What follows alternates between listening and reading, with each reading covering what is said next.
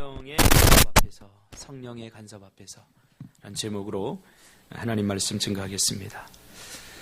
사춘기가 되면 여러 가지 특징들이 나타나는데 그 중에 큰 특징 중에 하나가 뭐냐면 아이들이 간섭받기를 싫어한다는 겁니다. 뭐라고 부모님이 이야기하면 즉시 공격을 해버립니다. 이 간섭받기를 싫어합니다. 이러한 특징은 사춘기를 겪는 아이들만이 가지고 있는 것이 아닌 것 같습니다. 흔히 우리의 영적 삶에서도 이러한 일은 일어나기 마련입니다. 왜 남의 일에 콩 나와라 배 나와라 하느냐, 일일이 왜 참견하느냐 그러면서 금방 기분이 상해버립니다. 일전에 제가 있던 섬기던 교회에 그 연말이 되면 교사들에게 항상 이렇게 선물을 줍니다. 이렇게 선물을 주는데 그 부장 집사님이랑 교사들이 가서 이제 선물을 이렇게 사러 갔어요. 사러 갔는데 저는 이제 딴 볼 일이 있어서 선물을 고르다가 이게 선물이 금방 안 골라지지 않습니까? 그래서 어떤 분은 양말을 사자, 어떤 분은 뭐 스타킹을 사자, 말이 많아서 쉽게 골라지지 않을 것 같아서 제가 다른 곳에 가서 좀 다른 일을 좀 보고 오겠습니다. 그리고 갔어요. 갔는데 얼마 안 돼서 어느 정도 걸리겠지 예상을 했는데 전화가 왔어요. 목사님 다 끝났습니다. 빨리 오세요. 그래서 이렇게 빨리 끝날 일이 없는데, 리가 없는데, 그리고 이제 갔어요. 가서 차에서 왜 이렇게 빨리 끝났냐고, 빨리 선택을 했냐고 제가 물어보니까 막 이렇게 선물을 막 고르고 있는데 옆에 어떤 분이 하나를 추천하면서 이거 좋다고, 집사님 이거 굉장히 좋습니다. 우리 교회도 지금 작년에도 이 선물을 했는데 교사들이 너무 좋아하고 또 올해도 그래서 또 한다고, 이 선물을 하시라고. 한 번 그랬으면 괜찮은데 막 적극적으로 막 이렇게 권하니까 에라 모르겠다. 그리고 그걸 안 사고 그 옆에 있는 걸 그냥 막 사버렸어요. 왜 그랬어요? 그랬더니 기분이 나쁘다는 거죠. 아니 우리 교회 교사들 내가 선물을 고르는데 왜 옆에서 콩 나와라 배 나와라냐 그러면서 마음에도 없는 거 이렇게 골라가지고 빨리 결정하고 왔다고, 그런 소리를 제가 들은 적이 있습니다. 뭐를 이렇게 사러 가더라도 누가 적극적으로 권하면 속은 기분이 좀 들기도 하고 또 이렇게 좀 우리 안에서 어떤 거부 반응이 일어나지 않습니까? 이게 간섭받기 때문에, 우리가 간섭을 받기 때문에 그렇게 간섭받는다고 생각하기 때문에 그런 생각을 하게 되는 겁니다. 사람은 굉장히 감정적입니다. 이 감정은 사건에 어떤 의미를 부여할 때 생기는 거죠. 그래서 한국 사람들은 한번 감정이 상해버리면 옳고 그름이 중요한 것이 아닙니다. 이 감정대로, 느낌대로 그렇게 해버립니다. 그래서 제가 어떤 책을 읽어보니까 우리나라 사람들이 가지고 있는 약한 기질 중에 하나가 뭐냐면 바로 이 기질이라고 합니다. 그래서 국제협상에서 항상 진다는 거예요. 우리가 일본에서도 뭐 독도 문제니 또 뭐 FTA니 이런 협상을 할 때 항상 우리나라가 이긴 적이 없어요. 그래서 항상 데모를 하지 않습니까? 왜냐하면 미국 사람들은 이 협상 테이블에 나올 때 우리나라 사람들의 기질과 우리나라 사람들의 특성과 그동안의 협상에서 있었던 사건 이런 거 다 조사하고 주도 면밀하게 이걸 가지고 나옵니다. 약점이 뭐고 강점이 뭐고. 근데 우리나라는 그 정도로 주도 면밀하지 못합니다. 그래서 늘상 이 국제협상에서 우리나라가 지는 것을 보게 됩니다. 간섭은 우리 신앙의 여정 속에서 하나님과 우리의 관계 속에서 늘상 있는 일입니다. 그리고 간섭은 하나님이 우리 백성들을 돌보시고 인도하시는 방법이고, 그리고 이 간섭은 축복입니다. 야곱의 축복 많이 말하지 않습니까? 야곱이 받은 가장 위대한 축복은 뭐냐면 하나님의 간섭이었어요. 여러분 야곱을 보세요. 야곱은 얼마나 인간 중심적인 삶을 살았습니까? 야곱은 얼마나 불가능한 사람입니까? 그러나 그가 하나님의 축복된 삶을 살 수 있었던 것은 그 안에 있는 인간적인 기질과 그 야곱의 그 사악한 성품대로 살지 않은 것은 하나님께서 그를 간섭하셨기 때문이에요. 간섭하셨기 때문에. 만약 이 하나님의 간섭이 우리에게 없다면 우리는 길 잃은 양처럼 이리저리 헤매게 됩니다.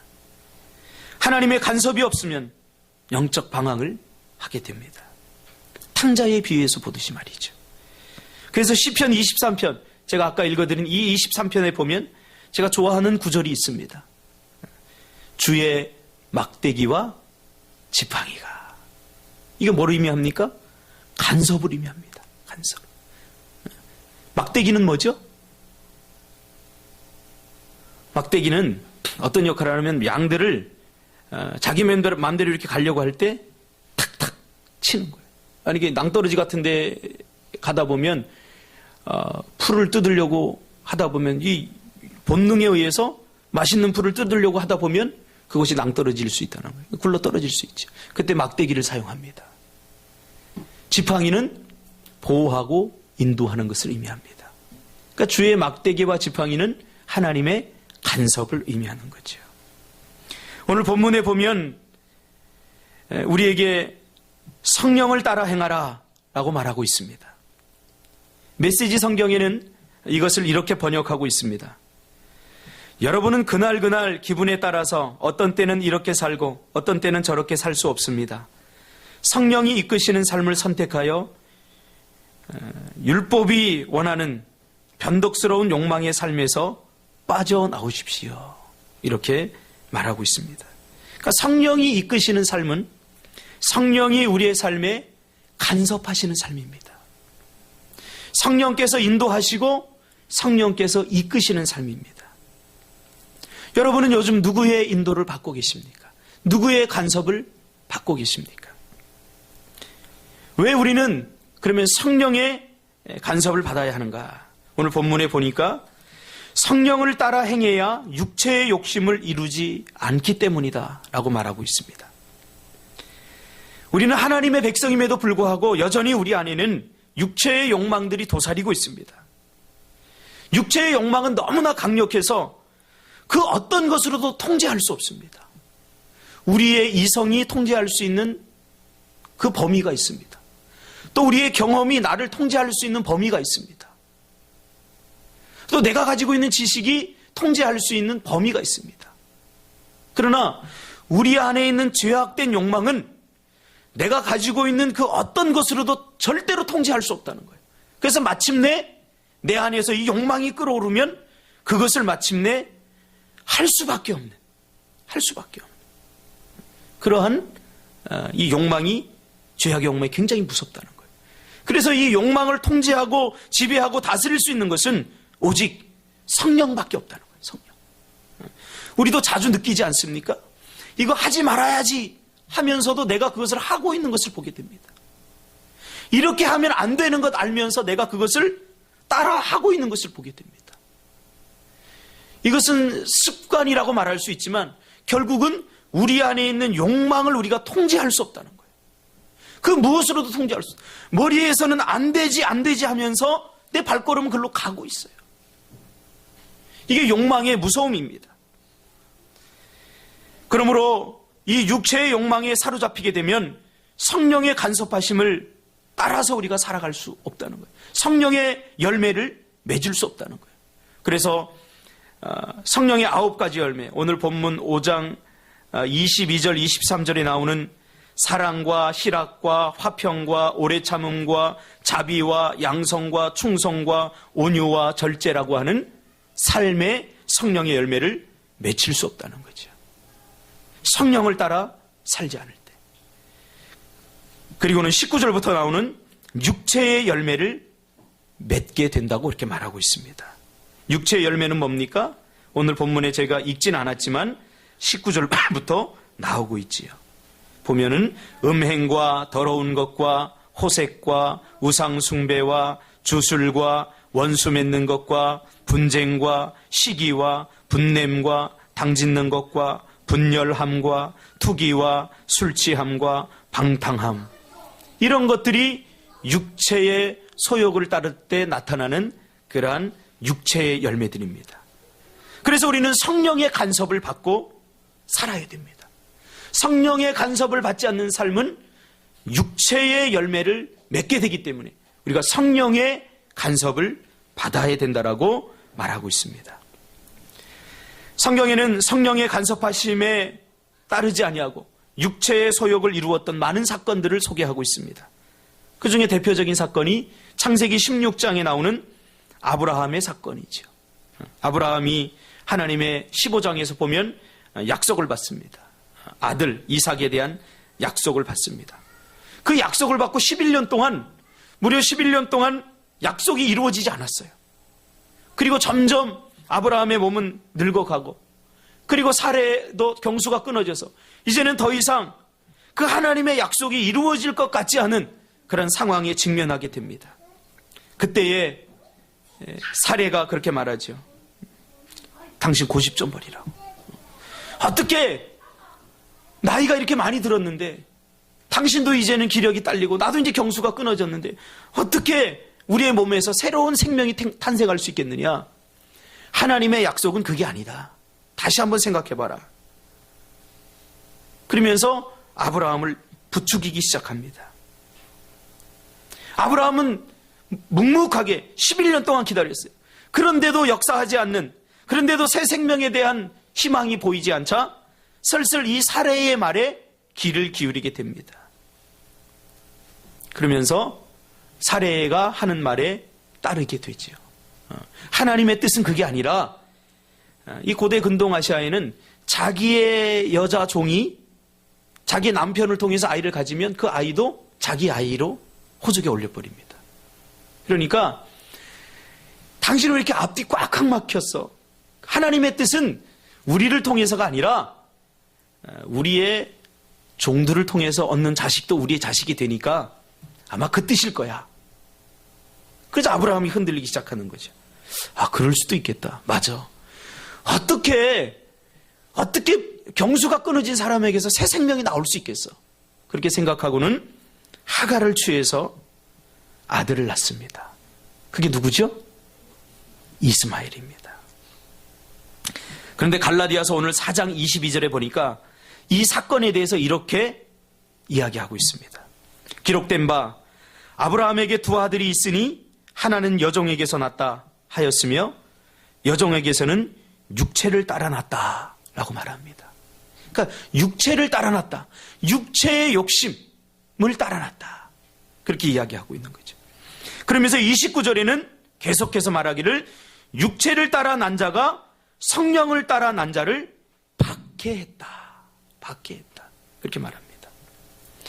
우리가 성령의 간섭을 받아야 하는 이유는 성령의 간섭으로 이루어지지 않는 육체의 일은 결국 성령의 일을 방해하기 때문에 그렇습니다. 그래서 여러분, 얼마나 이스마엘이 이삭을 박해합니까? 그래서 나중에 도저히 함께 살 수 없겠다. 그래서 이스마엘을 광야로 보내지 않습니까? 이 사건은 신약에 와서 어떻게 이루어집니까?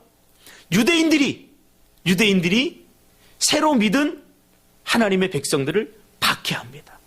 그 사건으로 나타나게 되어 있죠. 그래서 사도 바울이 로마서에서 갈라디아서에서 계속해서 거듭해서 말하고 있는 장면이 바로 이 장면입니다. 육체의 소욕은 성령의 일을 방해한다라고 말하고 있는 거죠.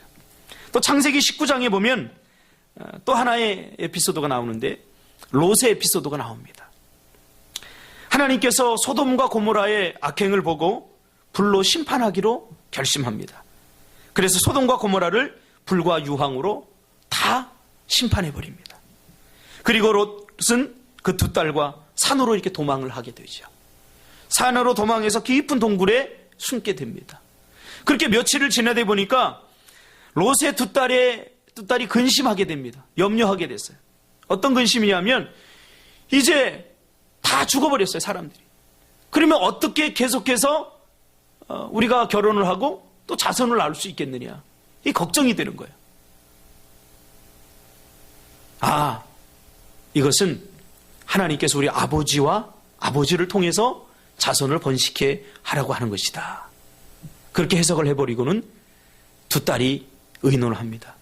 큰딸이 내가 먼저 아버지에게 술을 먹이고 아버지와 관계를 갖고 자식을 낳겠다. 그래서 자식을 낳게 됩니다.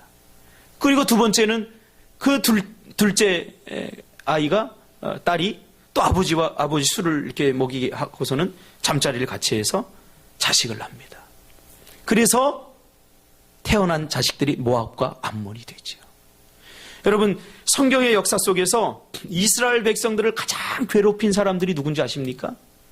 이스라엘 백성들이 출애굽할 때 모압과 암몬 자손들이 괴롭힙니다.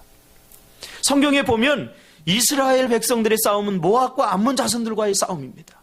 그러니까 육체의 소욕을 따라 성령의 간섭하심을 저버리고 육체의 소욕을 따라 결국 만들어낸 것이 하나님의 일들을 방해하고 성령의 일들을 방해하는 결과를 만들어냈다는 거죠. 반면에 성령의 간섭을 기꺼이 받아들이고 성령의 간섭 속에서 살아간 사람들이 맺은 성령의 아름다운 열매들도 성경에서는 소개하고 있습니다. 사도행전 16장에 보면 사도 바울이 복음을 계속 전합니다. 복음을 계속 전하면서 아시아에서 복음을 전하기를 원합니다. 그러나 어느 날 하나님께서 꿈을 통해서, 환상을 통해서 이 사도 바울에게 마케도니아로 가라, 유럽으로 가서 복음을 전하라 하는 성령의 간섭하심을 받습니다. 그러니까 사도 바울이 가지고 있던 계획이 있었어요. 사도 바울이 가지고 있던 복음에 대한 꿈이 있었어요. 그것은 전 아시아 지역을 복음화하는 거였어요. 그것이 사도 바울이 가지고 있던 계획이었습니다. 그러나 갑자기 하나님께서 간섭하셔서 성령을 통하여 너는 아시아를 떠나 마케도니아로 가라, 유럽으로 가서 복음을 전하라 라고 하는 성령의 간섭을 받습니다. 이때 사도 바울은 성령의 간섭하심을 따릅니다. 그래 자기의 계획과 자기의 모든 것을 다 내려놓고 마케도니아로 가게 됩니다. 그리고 거기에 갔더니 거기서 루디아를 비롯해서 초대 교회를 책임졌던 위대한 일꾼들을 만나게 됩니다. 그들에게 복음을 전하고 그들에게 세례를 베풀고 그들을 일꾼으로 세우는 역사가 일어나게 됩니다. 우리의 계획이 아무리 좋다라고 할지라도, 우리의 계획이 아무리 완벽하다고 할지라도 성령 하나님께서 세우신 계획보다 더 완벽할 수는 없습니다. 그래서 우리는 성령의 간섭을 받아들여야 됩니다. 내 욕심이 아니라, 육체에서 나온 어떤 계획이 아니라 성령의 인도하심, 성령의 간섭하심을 받아야 됩니다. 또 성령행전이라고 불리는 이 사도행전 8장에 보면 어느 날 복음을 전하던 빌립에게 성령께서 간섭하십니다. 이 빌립에게 성령은 빌립아, 남쪽 예루살렘 남쪽 지역으로 가라. 이 예루살렘 남쪽 지역은 광야지대거든요. 그래서 복음을 전하려면 사람이 많은 지역으로 가야 되는데 하나님께서 오히려 사람이 많은 쪽보다는 사람이 없는 광야 지역으로 가라라고 빌립에게 이야기를 합니다. 그때 빌립은 성령의 간섭하심에 순종하여 예루살렘 남쪽인 광야의 길로 들어서게 됩니다. 한참을 가다가 그곳에서 에디오피아 내시를 만나게 되죠. 그리고 그에게 세례를 베풀고 그 사건을 통해서 아프리카의 복음이 전해지게 됩니다. 그러니까 유대인들 중에 좀 얼굴이 검은 사람들이 지금도 있어요. 왜냐하면 유대인들은 모계사회이기 때문에 여자가 유대인이고 남자가 이방인이어서 자녀를 낳으면 그 사람은 유대인입니다. 근데 남자가 유대인이고 여자가 이방인이면 그 사이에서 자녀가 나오면 유대인이 아닙니다. 그래서 복음이 아프리카로 증거되어지게 됩니다. 여러분 생각해 보세요. 아프리카로 빌립이 직접 가서 복음을 전하는 것보다 더 위대한 건 뭐죠? 그 아프리카 사람을 변화시켜서 아프리카 사람에게 복음을 전해서 그로 하여금 복음을 전하게 하는 것이 가장 현명한 겁니다. 그러니까 성령의 간섭, 성령의 계획은 항상 우리가 가지고 있는 계획보다 더 위대합니다.